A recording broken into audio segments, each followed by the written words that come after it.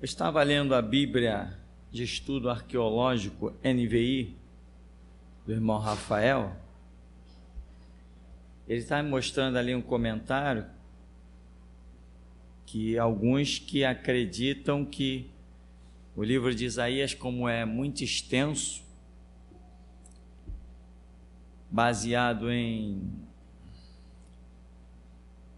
tipo de escrita e visão diferenciada, que Isaías não teria sido escrito por apenas um homem. Então eles dizem que teriam sido 3 Isaías, em que eles colocam um pseudônimo para diferenciar, ou seja, não necessariamente 3 pessoas chamadas Isaías, mas 3 pessoas. E aí eles dizem que o primeiro ponto fala de um julgamento com esperança na manifestação do Messias que vem de Davi. O segundo ponto já fala de um conforto, de uma mensagem de conforto baseada no servo sofredor, que é a morte do Messias, né? E tem o terceiro ponto, que é baseado naqueles capítulos finais que fala de um milênio, de um reinado de paz. Então, como a visão é muito diferenciada, julgamento, castigo, conforto, milênio, são 3 pontos de vista bem diferentes, não dá para negar. Acredita-se que teria sido escrito por pessoas diferentes. Outros, porém, eu li na mesma Bíblia, combatem essa ideia, dizendo que isso não é o bastante para se acreditar que tenha sido 3 pessoas, e ainda sustentam a ideia de que foi apenas um homem só que atravessou todo esse ministério do livro. E, particularmente falando, o que acontece que às vezes confunde as pessoas? É quando as pessoas não conseguem compreender que a coisa, meu irmão, é Deus falando e não o homem. Então eles olham ali, como que um homem vai falar desse juízo tão terrível? Mas ao mesmo tempo esse homem está falando desse conforto, e ao mesmo tempo esse homem está profetizando essas coisas tão diferentes. Como é que uma unicamente vai conseguir lançar 3 conteúdos literários completamente diferentes?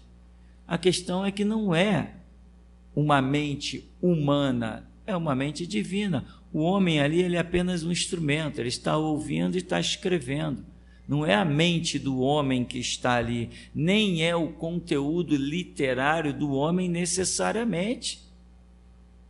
Uma vez eu estava numa igreja onde os profetas estavam à frente, tinha-se esse costume, chamava-se os profetas à frente para entregarem revelações. E o pastor monitorava tudo isso, tal, e tinha uma irmã lá que ela recebia umas palavras complicadíssimas.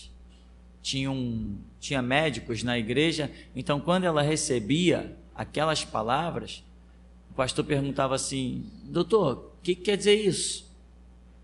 Palavras complicadíssimas, coisa que você nunca ouviu, nunca leu, coisa a nível de ciência avançada.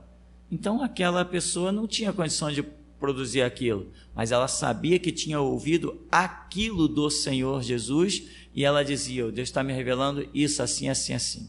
Aí o médico dizia: isso é um problema que acontece em volta ao fígado e não sei que lá, e etc. O médico que falava o significado daquela palavra. Aí o pastor dizia assim: então, quem sente, doutor, quais são os sintomas dessa doença?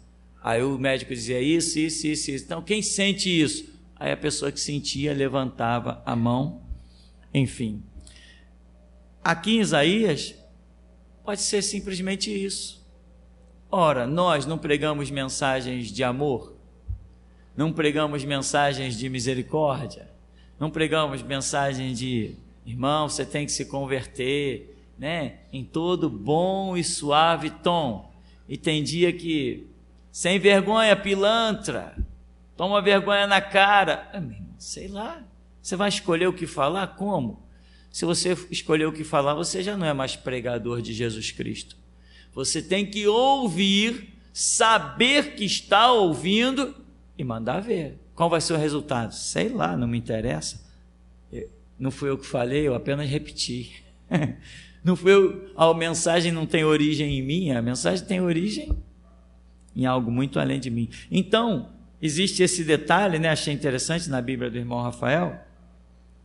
Então você fica sabendo disso também, sei lá, amanhã depois pode alguém querer te confrontar, porque por aí a gente encontra cada doido que quer confrontar a gente com as coisas mais sem sentidos. Um dia chegaram para mim: você sabia que Jesus viveu entre os hindus? Eu disse assim: olha, biblicamente isto seria impossível, mas se tiver vivido, para mim não faz a diferença nenhuma. Qual a diferença aonde Jesus viveu? Eu não sigo um Jesus territorial, eu sigo os ensinamentos dele. Se ele tivesse nascido no Japão, em Iugoslávia, isso não faz diferença para mim onde Jesus nasceu. As palavras dele é o que me fascinam. Aí outro também saíram com um tal de evangelho. Os evangelhos, como é que se dá o nome? Esses evangelhos extracanônicos? Apócrifos. Aí, você sabia que Jesus Cristo foi casado com Maria Madalena, que teve filhos? Falei: pô, não sabia não, mas gostaria de conhecer esses moleques. E daí que Jesus teve filho? Embora a gente saiba claramente que não teve, mas tá aí, se alguém provar que teve, tá aí, daí, qual o problema?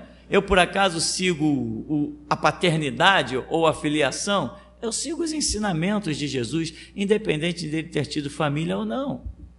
Mas então é possível que apareça alguém para te confrontar. Você sabia que existem 3 Isaías? Aí você diz assim: sabia, mas eu não quero nenhum deles, eu quero é Jesus. Então, vamos seguir, irmão. Eu quero levar você, quer dizer, não vou nem entrar no detalhe, só vou fazer o comentário. No capítulo 4 de Isaías, tem uma passagem que fala de 7 mulheres e um homem, né? Em que as mulheres dizem assim: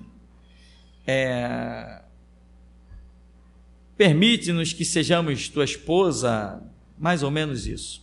E nós não queremos nada, nós mesmos vamos trabalhar, nós vamos nos sustentar, nós vamos cuidar de tudo, nós apenas queremos ser chamadas pelo teu nome, né? Então nós já vimos que mulher é símbolo de igreja, como é símbolo de Israel. Nós temos lá em Apocalipse carta escrita às 7 igrejas, né? E Isaías vai falar justamente 7 mulheres. Então, essas 7 mulheres aqui pode ser uma simbologia de fatos muito mais profundos. 7 igrejas que representariam uma súplica de alguém que quer a presença do homem. O homem é símbolo do sacerdócio. Homem é símbolo do sacerdócio.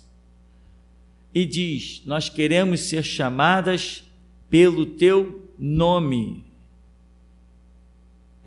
Nome é conceitos, princípios. Você que ainda não ouviu a mensagem intitulada, acho que nome, né? O nome? O nome.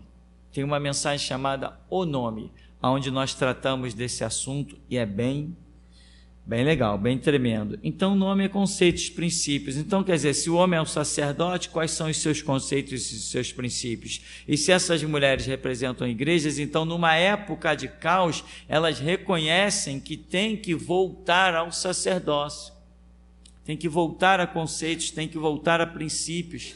Mas, eis a questão, né, irmão? Muitos reconhecem muitas coisas, mas tempo para que as coisas se processem é diferente. Lembra da parábola das 10 virgens, né? Dá-nos do vosso azeite. Não, vai buscar. Então elas saíram para buscar o azeite. Elas reconheceram, elas se voltaram para o que era certo, elas foram em busca do que era correto, porém, não houve mais tempo. O tempo foi escasso. Na parábola das 10 virgens, aí elas, quando voltam, elas voltam com confiança, a confiança que elas não tinham antes, porque o azeite era pouco, as lâmpadas iam se apagar, elas não quiseram ir ao encontro do noivo, não tinham essa confiança. Depois que elas foram e compraram azeite, elas voltaram confiantes, cientes de que estavam enquadradas. Mas o tempo havia se acabado, a dispensação havia mudado, e quando elas batem, Senhor, abre-nos, ou seja, estamos prontas. Aí Jesus diz assim: não, eu nunca vos conheci. Como nunca? Nunca, porque quando se muda uma dispensação, Jesus só reconhece aquilo que está enquadrado naquela dispensação.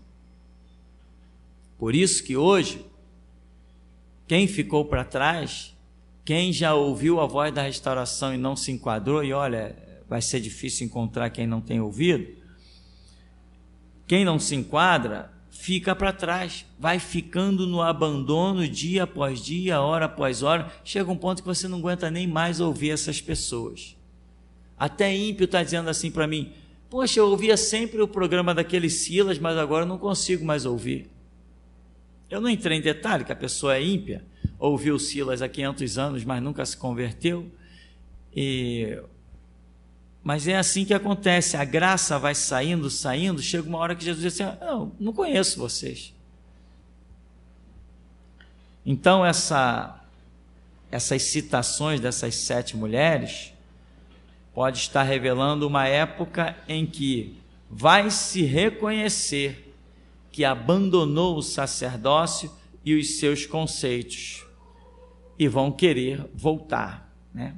Se houver tempo. Isaías capítulo 5, irmão. Eu quero que você vá até lá.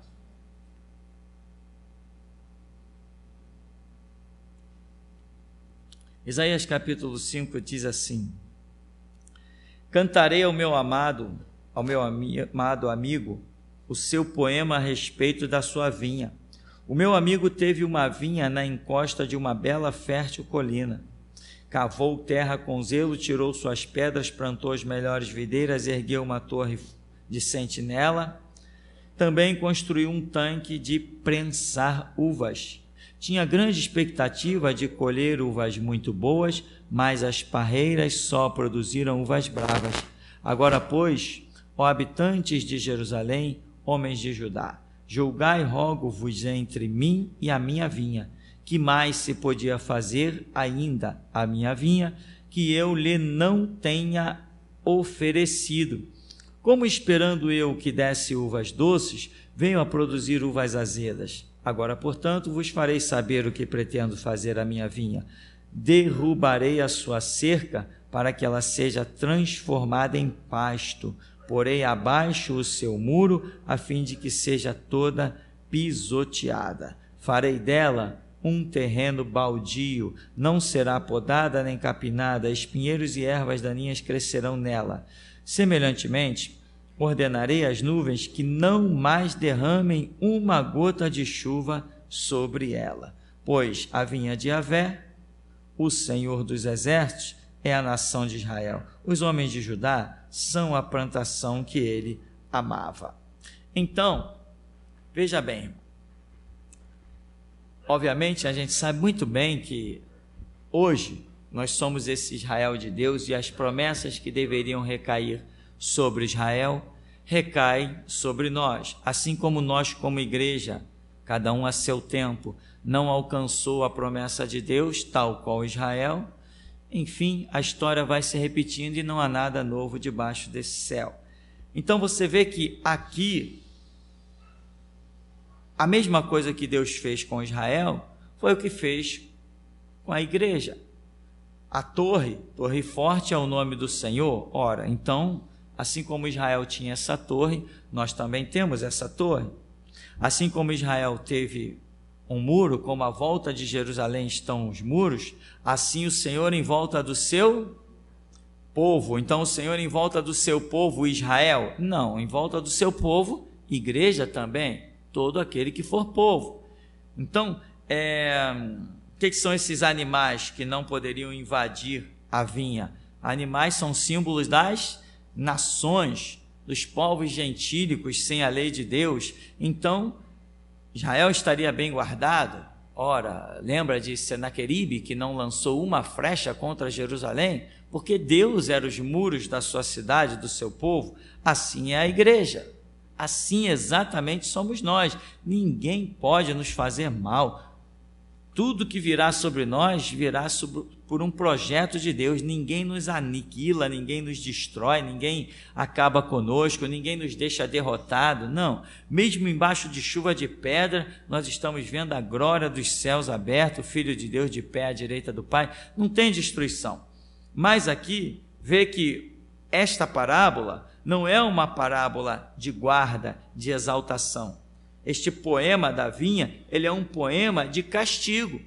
Deus está dizendo, agora eu vou dizer para vocês o que eu vou fazer. Eu era essa torre forte, estou saindo. Tinha um muro, eu estou abandonando. Vai virar isso aí, essa vinha vai virar um terreno baldio. O que é um terreno baldio? Aquele terreno abandonado, com entulho, com buraco. Ninguém consegue construir nada ali, se primeiramente não limpar e bem limpinho. Então, ele diz aqui,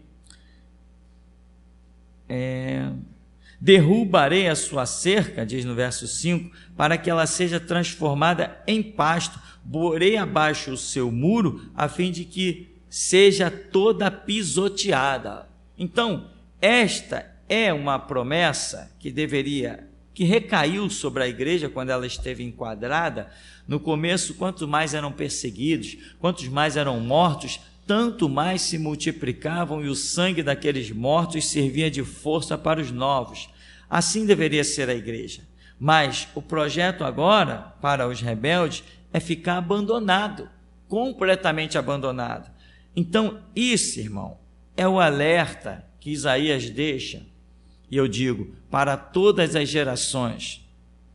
Se nós não procurarmos nos enquadrar para sermos essa vinha preciosa do Senhor, o resultado vai ser pisoteados, né? Como a Bíblia diz, vós sois a sal da terra, vós sois a luz do mundo, mas se o sal se tornar insípido, para nada mais presta, senão para ser lançado fora e pisado pelos homens. Então nós temos essa luta de permanecer firme nos projetos de Deus. Os nossos projetos são cumprir os projetos de Deus. Cuidado para que os teus projetos acabem não te arrancando dos projetos de Deus. Mesmo quando você olha nos seus projetos e vê que o alvo dos seus projetos é o reino de Deus ou é a igreja. Isto também é um perigo, porque eu já disse e repito, ninguém faz para Deus aquilo que ele não tiver mandado fazer. Ninguém faz para Deus aquilo que ele não tiver mandado fazer. Teve um jovem aí, conheci ele, esse jovem era tremendo. Ele lia a Escritura e ele recebia cada coisa, quando ele comentava com a gente, era coisa maravilhosa. Morava distante. E um dia foram consagrá-lo a pastor. Consagraram ele a pastor e colocaram ele numa igreja. E nos contatos por e-mail ele dizia assim, poxa, estou envolvido com a igreja, estou realizando muitos trabalhos, é visita, é evangelismo, é isso, é aquilo, aquilo outro, uma igreja que ele havia assumido no centro de Itaguaí. Aí eu vi que aquilo não estava comum, não estava normal, e eu disse assim para ele, tome cuidado para que os trabalhos da igreja não te tirem da presença de Deus. E ele mandou um e-mail dizendo assim, temos que tomar cuidado e tal. Mas eu vi que ele não entendeu muito bem, eu não podia falar outra coisa senão isso. Tome cuidado para que os trabalhos da igreja não te tirem da presença de Deus. Então, para ele está fazendo certo. Ele está evangelizando, ele está visitando. Afinal de contas, ele é pastor, ele foi consagrado a pastor. Então é visita, é evangelismo, é o ar livre, é visita no hospital, é visita, sabe? e vai, daqui a pouco, quando ele menos se deu conta, ele não tinha mais nada, e hoje é um desviado, porque é um baque muito grande quando a pessoa pensa que assumiu uma igreja, e daqui a pouco vê que aquilo desmorona tudo, meu irmão. O projeto dela é que aquilo vá adiante, prospere, como nós costumamos a dizer. E quando a pessoa vê que tem que fechar as portas e voltar a sentar num banco, isso é um impacto muito grande para algumas pessoas. É muito difícil a pessoa conseguir entender que havia trilhado um caminho errado. Então, essa intenção, eu vou fazer a obra do Senhor. Não, você só vai fazer a obra do Senhor quando houver uma direção. Quando Deus tiver dado aquela direção, você vai fazer a obra do Senhor. Se Deus não deu aquela direção, o seu evangelismo é uma palhaçada. A sua oração é uma besteira. Nós só fazemos a obra de Deus quando Ele nos manda fazer. Muita gente já se ferrou no mundo. Eu vou viajar para tal lugar, vou para não sei aonde. Mas por quê? Não, está escrito, ide por todo o mundo e pregar o evangelho a toda criatura. Não está escrito? Está escrito, mas Jesus te mandou. Então, irmão, cuidado com isso, muito cuidado com esse negócio de estou fazendo a obra do Senhor. A obra do Senhor só é feita quando Ele manda, quando Ele determina como será feita, né? Quanta gente, fui consagrado por quem? Pelo diabo? Que isso, irmão? Não, irmão, você foi consagrado por quem? Porque na Escritura eu nunca vi Jesus consagrando ninguém, mandando consagrar. Eu nunca vi. Eu vi Jesus chamar os seus discípulos. Chamou, ensinou e disse: ide. Não deu ordem a nenhum deles para consagrar ninguém. Deu? Não deu. Se não deu, é para não fazer. Então, quando eu digo isso, alguns, não, irmão, que isso? É muito radicalismo. Irmão, se nós não formos radicais com a verdade, nós vamos abrir uma brechinha para a mentira. E essa brechinha vai se transformar numa porta muito larga, porque um abismo chama outro abismo. Então, esta vinha é uma palavra poderosa. E o Senhor diz assim: que mais eu poderia fazer? Me digam aí, me falem, o que mais eu poderia fazer? Protegi, dei o meu nome, criei, botei uma prensa das uvas, que é símbolo de sangue, ou seja, eu estou regando isso aí com sangue. O que mais eu poderia fazer? A resposta é muito simples: não tinha mais nada para o Senhor fazer. Tem mais nada para Deus fazer pelas nossas vidas. O que Ele fez, nós temos que olhar agora o que Ele fez, lançar mão e viver, e acabou-se a história. Tá? Então, irmão, vamos parar aí em Isaías 5, na parábola da vinha, que é uma simbologia poderosa com relação a Israel e também com relação à igreja. Tá? E ali fala que o próprio Deus vai permitir o massacre da sua vinha, porque ela não cumpriu o projeto. O Senhor diz assim: eu esperava que eles fizessem justiça, e o que eu estou vendo é muita injustiça. Diz aqui: ele ansiava por justiça, mas houve apenas derramamento de sangue inocente. Esperava pela prática do direito, mas o que viu foi o povo chamando por socorro. Quer dizer, o povo estava oprimido, chamando por socorro. Temos perguntas?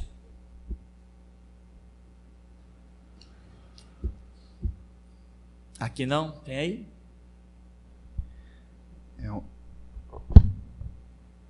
É uma pergunta da Veridiana. Pastor, quando a pessoa perde a promessa, o que acontece depois de perder o que Deus deu para aquela pessoa? O que acontece é que realmente algumas pessoas reconhecem que perderam a promessa. Dá para reconhecer, irmão, porque quando nós estamos andando nos projetos de Deus, nós sentimos Deus. às vezes quieto no nosso canto, ou bradando nos montes ou nos telhados, mas nós sentimos Deus quando ainda estamos no páreo, quando ainda estamos correndo ali, cabeça com cabeça. Agora, por exemplo, teve o caso de um irmão aqui no ministério, foi até o irmão Juarez, né, que já se foi, já tem muito tempo, infelizmente, lamentável, porque Deus tinha projetos na vida dele, mas, então o que acontece? Quando ele pisou aqui, na semana que o Juarez pisou aqui, ele deveria ter se separado da mulher dele, na semana que ele pisou aqui. Mas eu não posso chegar para uma pessoa e dizer isso, não posso chegar para ninguém que pise aqui, irmão, pode se separar dessa mulher aí que ela vai te destruir. Eu não posso dizer isso. O que eu vou dizer? Irmão, ora que Deus vai falar contigo. E ele ora, quando ora, Deus fala. Porque se Deus não falar, estamos ferrados. Ele tem que falar. Se ele não falar, que direção eu sigo? Se ele não falar, o que eu faço da minha vida se Deus não falar? Ele tem que falar, amém? E é a promessa dele falar. Clama a mim, responder-te-ei. Buscar-me-eis, me achareis. Vós me encontrareis quando me buscardes de todo o vosso coração. Então, eu vou clamar e ele vai dar resposta. Se eu quero ouvir dele o caminho que eu tenho para trilhar, ele vai falar, porque é a promessa dele. A um coração quebrantado e contrito, não desprezarás, ó Deus. Então, irmão Juarez veio, ficou por aí, foi se arrastando, vinha no culto, quando chegava em casa, o diabo estava lá esperando ele, era uma pancadaria entre aspas, né, irmão? Uma brigalhada, uma coisa, um verdadeiro inferno. Eu acho que mais paz ele teria o diabo no inferno do que ele. E toda semana a mesma história, era vir para o culto, voltar para casa, aquela pancadaria. E vinha falar comigo, irmão, eu não podia dizer, irmão, sai desse negócio. Eu não podia dizer isso, como eu não digo isso para ninguém. Não digo mesmo, por mais que eu saiba, eu não vou dizer isso. Porque não adianta. Sentimento é um negócio muito sério. Você precisa ter as suas convicções. Eu não posso falar algo que está ali contra os seus sentimentos. Você tem que receber isso de Deus. Senão complica. Aí era aquele horror toda semana, e ele empurrando com a barriga. E a mulher dele até começou a vir aqui na igreja. Mas só para você ter ideia, ela entrava nessa igreja, passava por mim e virava a cara. Só para você ter ideia. A mulher do Juarez, quando entrava aqui, ela virava a cara para mim e sentava aí. Não sei o que vinha fazer aí. Eu sabia que um dia ela ia precisar de mim. Se sabia. Eu sabia, eu disse, essa mulher vai se dar mal. A afronta dela vai custar caro. Eu sabia disso, ora se sabia. Tem gente que se levantou contra mim que hoje está debaixo de 7 palmos. Por que ela ia escapar? Ela não ia escapar. Então, as coisas foram caminhando e Juarez empurrando com a barriga. Juarez empurrando com a barriga. Juarez empurrando com a barriga. Aí Deus começa a revelar as coisas. Eu disse assim, lamentável, que pena. Que pena, o tempo está se esgotando. Aí uma vez Juarez vem falar comigo. Eu digo, Juarez, você tem uma decisão rápida para tomar. O seu tempo está se esgotando. Pastor, e qual seria essa decisão? Não, vai orar. E ele foi caminhando, chegou um dia que ele falou para mim, pastor, eu vim aqui falar uma coisa. Deus me revelou que eu perdi o meu ministério. Deus me deu 3 sonhos. Esse e esse. Quando ele contou os sonhos, irmão, verdadeiramente não há dúvida de que Deus fala. Ora, se Deus fala quando um homem caiu e já era, ele também fala antes dele cair, não fala? A hora se fala. Então ninguém tem culpa de ter caído, porque da mesma maneira que Deus fala quando você já era, ele fala antes de você se perder. Amém? Afinal de contas, um dos atributos dele é a misericórdia, é Jeová Nissi, o Deus que nos dá a direção. Imagina se Jesus vem morrer na cruz para Deus me deixar eu me perder. Não, se Jesus morreu na cruz por mim, Jesus vai lutar por mim, Deus vai lutar por mim aos extremos, porque ele pagou um altíssimo preço pela minha vida, pela minha alma. Ele não vai abrir mão de mim facilmente.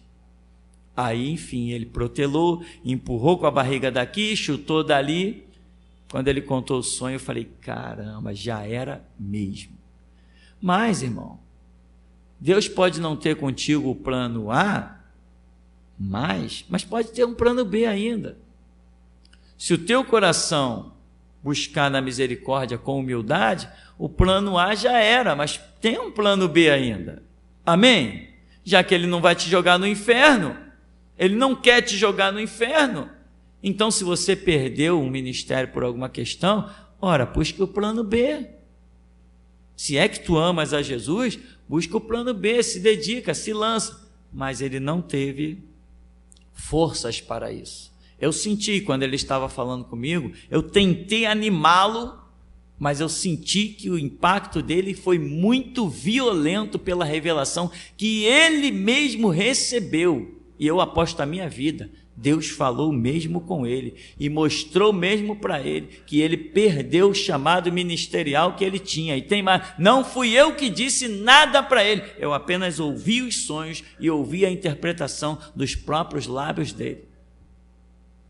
Eu não falei nadinha. Ele contou o sonho e eu vi o que era o sonho, mas eu não falei nada. Eu deixei ele contar os sonhos e deixei ele dar as interpretações. Então, irmão, quando perdemos, como é a pergunta da irmã Veridiana, quando perdemos um projeto de Deus, se esforça para alcançar o próximo. Eu acredito que o plano B nunca é tão grandioso quanto o plano A, mas servir a Deus sempre é uma glória para nós.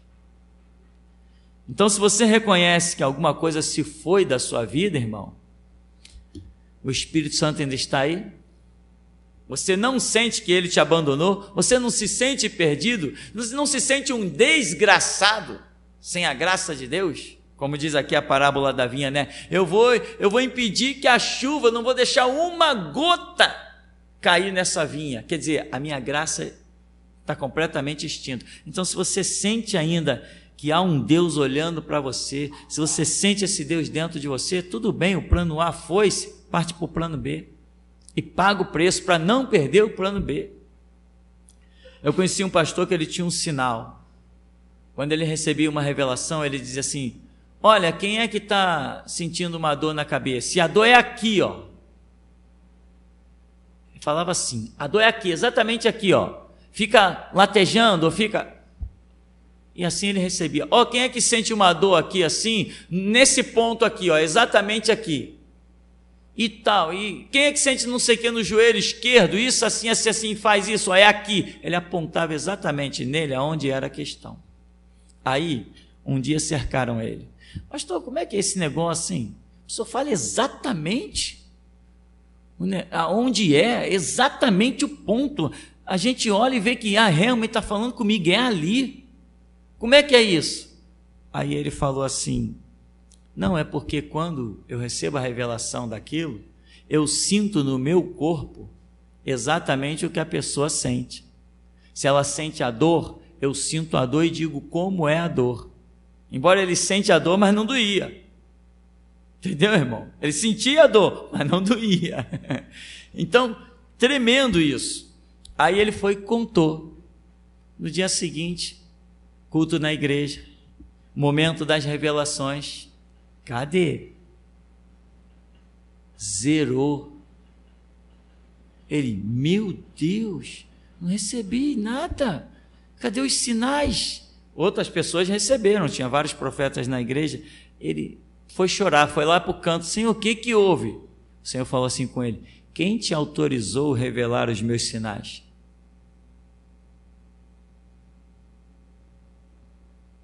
Quem te deu essa autoridade? Aí acabou, cessou a voz. Aí ele foi buscar, foi chorar, foi clamar: Senhor, me dá de novo o teu sinal. E foi chorar sei lá quanto tempo. O Senhor falou: eu vou te dar de novo. E não deu. E os cultos foram transcorrendo, até que um dia no meio do culto ele começou a receber os sinais. Outro, não mais aquele. E aí Deus falou assim para ele: eu vou te dar. E deu. Mas aí quando ele questionou, o Senhor falou: não, aquele já era, agora é outro. O plano A perdeu, agora parte para o plano B.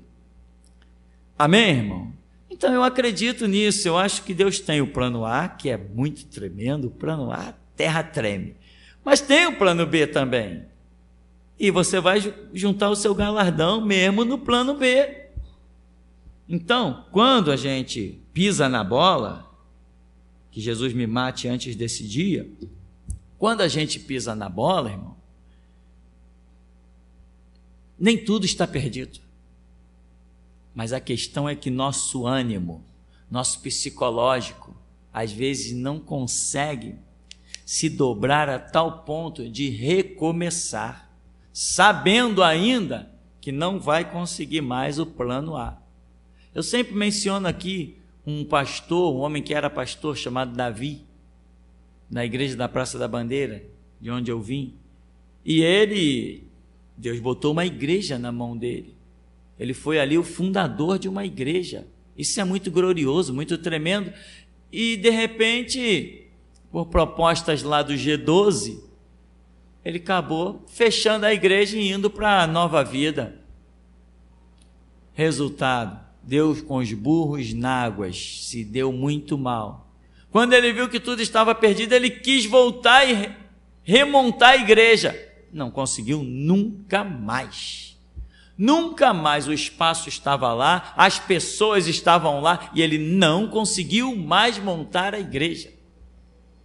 E Deus aqui nesse ministério revelou, ele ainda pode ser alguma coisa, mas o que ele seria, ele nunca mais será. Amém, meu irmão? O privilégio que ele teve de ser um homem chamado como sacerdote para a fundação de uma igreja e aquela autoridade máxima que ele seria dentro da igreja, isso ele nunca mais será. Então, até aqui nessa igreja, Deus deu uma revelação a um irmão aqui do ministério, que mostrava um peixe que representava esse pastor, e o irmão tentava colocar o peixe de volta no aquário, e não conseguia botar ele de volta no aquário, só conseguia colocar ele de volta pelo lado, ou seja, as primeiras características já estavam completamente perdidas, mas nem tudo estava perdido. Agora, você tem humildade? Eu sou ovelha do seu ministério, as águas mudam e você precisa sentar no banco do meu ministério, você tem humildade?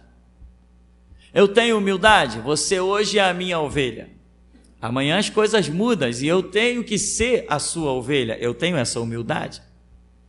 Os planos de Deus estão sempre de pé, quando não é o A, é o B, pode ser até o C, mas tudo depende da humildade do ser humano. Tem mais pergunta? É uma pergunta do Vasco, ainda falando sobre como eram anotadas as datas, é possível distinguirmos hoje uma data certa do nascimento de Cristo pelas profecias? Não. O que acontece? Os estudiosos, meu irmão, isso aí não é coisa para o nosso nível, não. Isso aí é coisa de gente que estuda, mas estuda muito. É coisa de gente que vive só para isso. Então, eles dizem que a data do nascimento de Jesus seria 17 de abril ou março? Quem lembra? Quem lembra? Me foge da memória agora. Março, né?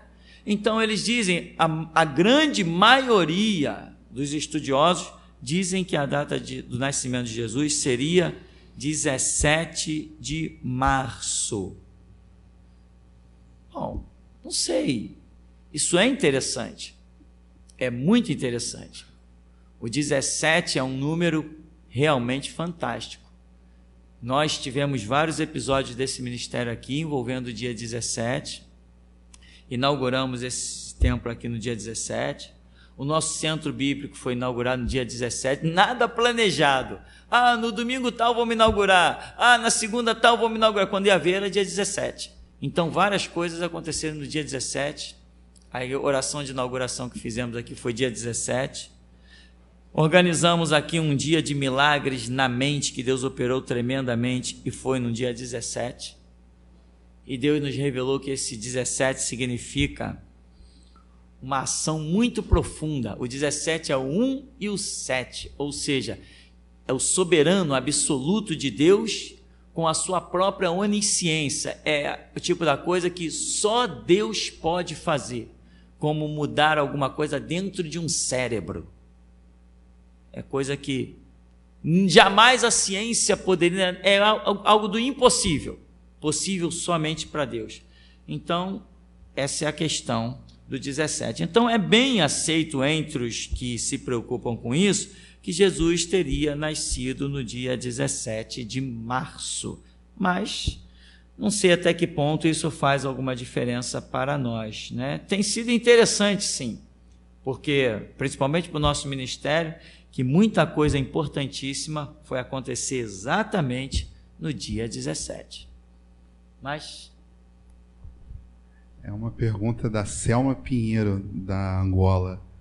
Pastor, no capítulo 9, versículo 6, no caso de Isaías, né?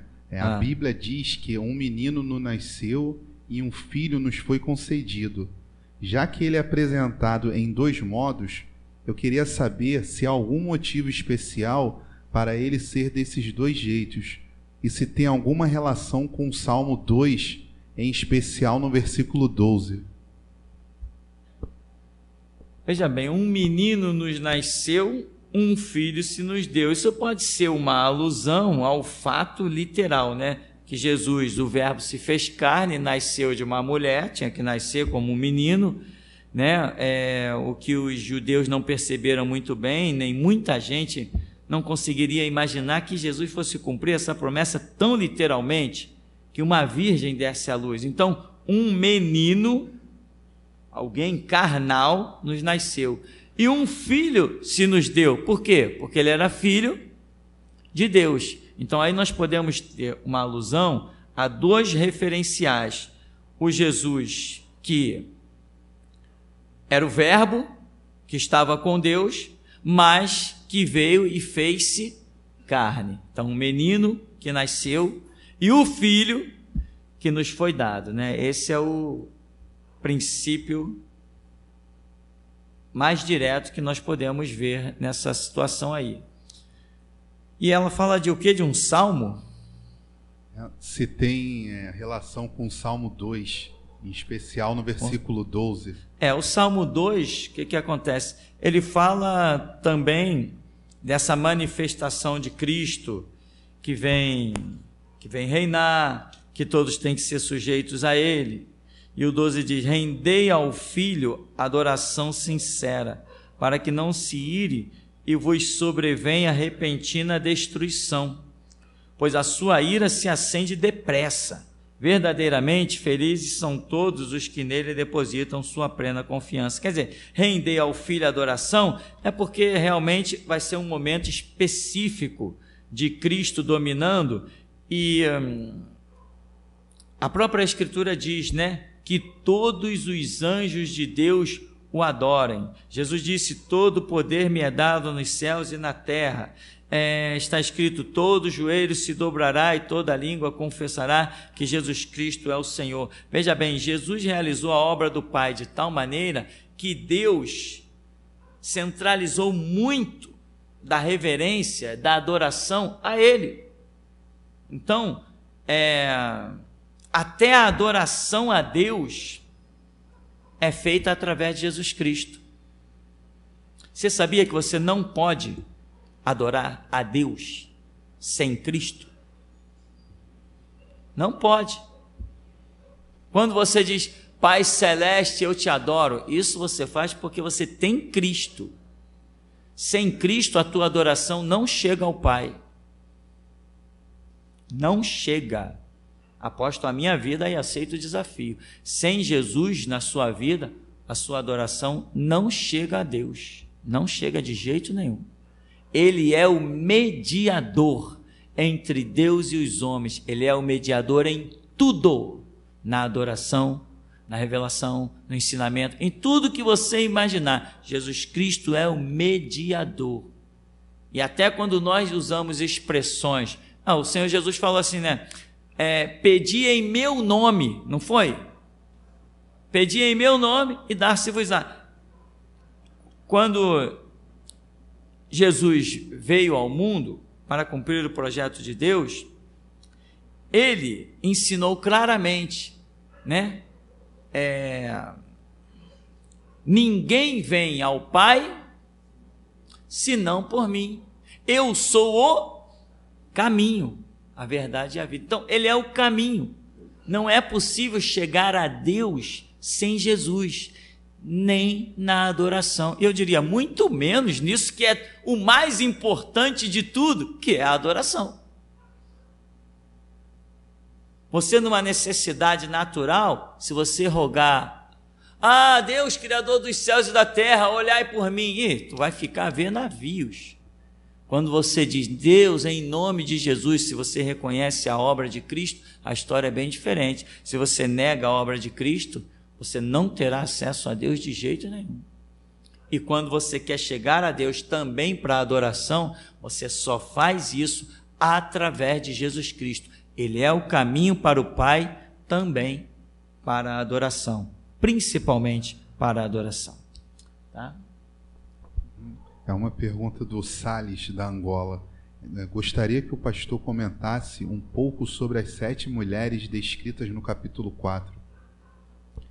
Não, é aquilo que eu já comentei, né? Elas podem ser uma simbologia às igrejas que se perderam e que vão ter um reconhecimento de que precisam do sacerdócio e dos conceitos. Isaías ali está colocando isso como uma brecha, como uma oportunidade, dizendo: 7 mulheres vão clamar, quer dizer, elas vão buscar. Então, se elas vão buscar por este sacerdócio e pelos conceitos sacerdotais, significa que elas estavam fora, elas estavam desgarradas dos princípios, senão não precisariam ter esse clamor. E por isso, então, é que nós vemos isso muito mais como uma simbologia do que como algo natural. Porque vocês acham que em meio a um caos, 7 mulheres vão pedir para ser casada com um homem?